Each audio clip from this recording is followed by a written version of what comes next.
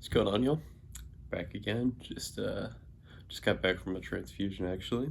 Uh, got some platelets done.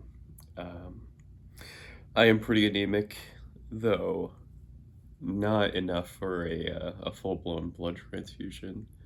For now, it's just platelets, which could definitely be worse. I don't notice a big difference when I get platelets.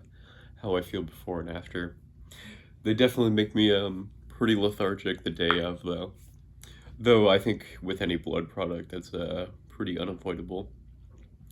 Um, just because your body has a little bit of an immune reaction, no matter what, um, or something like that. I don't know. I don't really know. But I just want to talk a little bit about how I've been, staying sane through chemo because you can't really work that much. Definitely can't work out much. And being trapped in the hospital for 30 days at a time, you really get a sense to how to keep yourself entertained and with a decent schedule. And I think the biggest thing that cancer has really taught me is that you really do have control over a couple different things in your life. For one is your environment, and two is your response to whatever stressors are happening in your life. And if you don't believe me, light a couple candles, leave your room to go to the bathroom, and come back, and you're gonna notice that even if something was a lot more stressful, just having a nice little fragrance in the room will relax you a little bit. And so that's you changing your environment and changing your response to some stress. And instead of wallowing, you instead have candles lighting your room. Um, but yeah, I mean that's the major thing that a nurse essentially told to me, and I agreed with him before he said it, but he told me, he's like, you can either be nauseous in your bed or you can be doing something, maybe and be nauseous. And so, you can really take that to anything. It doesn't really matter how sick you feel. As long as you can get out of your bed, then you can reasonably do things. You don't need to stay in bed unless you absolutely have to. Um, but I mean, there's bacteremia and stuff like that I've gotten, and can't really avoid the bed much. But outside of that, you really can get up and you really can have control over your environment. So, I whenever I was in the hospital, I made like a little list of things I needed to do each day. I've got a bunch of these little pads everywhere and a scheduler somewhere, but it's there's not much to schedule while you're in the hospital. You're gonna notice, because there's nothing to do, uh, and that's kind of the short of it. But I made myself a little list of things that I wanted to do each day, and I wrote them down on one of these pads just so that I'd have a pretty reliable way to do things. Um, and I think a pretty important thing to do is giving yourself a variety of difficult tasks to do. Because if you're not challenged in any way, then your mind is going to be going crazy because you need some sort of challenge in your life, um, no matter like who you really are.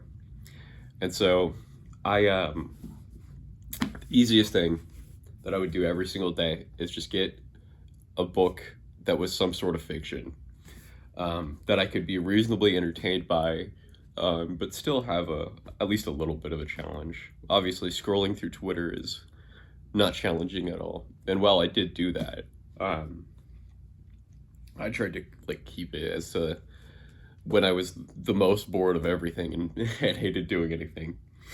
So yeah, that was the easiest task I would have every day. Read a little bit of a fiction book, and then I would this was Harry Potter in Spanish. I would read that, and this is my little journal of words that I keep besides that. You can see it's pretty well filled in with all the Spanish words I've been learning.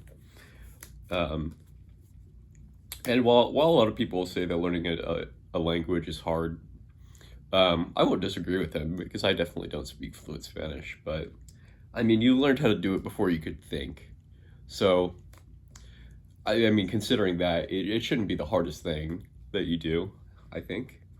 Um, and then moving up a tier, um, I have, I usually have a nonfiction, or in this case, a textbook, but it usually is a nonfiction, like a piece of philosophy, which are surprisingly hard to read, by the way. But this is Introduction to Bioorganic Chemistry. It's about like the chemical origins of life, and that's just something I've always wanted to study. And since you can't really do courses very easily from the hospital, I find it's pretty helpful to just read the textbook instead, because that's what the professor would have you do anyway. Um, and the last thing I did, the most difficult tier, which like took me a while to work up to after chemo. I couldn't do this on chemo at all before. Um, but I would study for my MCAT, and I have another one of these orange textbooks, or sorry, orange journals that's just completely full of MCAT notes and everything. And I have a little a course schedule that I do through UT as like a free program where you can get access to grad school materials, and I am using like the Kaplan schedule. And at this point, it's completely unnecessary, but it's just nice to have something to do and something to, actively work on and think about. I should be doing that in January, but by then I'll be starting new classes, so I will have that additional challenge again. But I mean, regardless of if you're in school or not, I think the same principles hold, right? There's always a piece of nonfiction you can read that'll challenge you a little bit. But yeah, that's just the basics I did.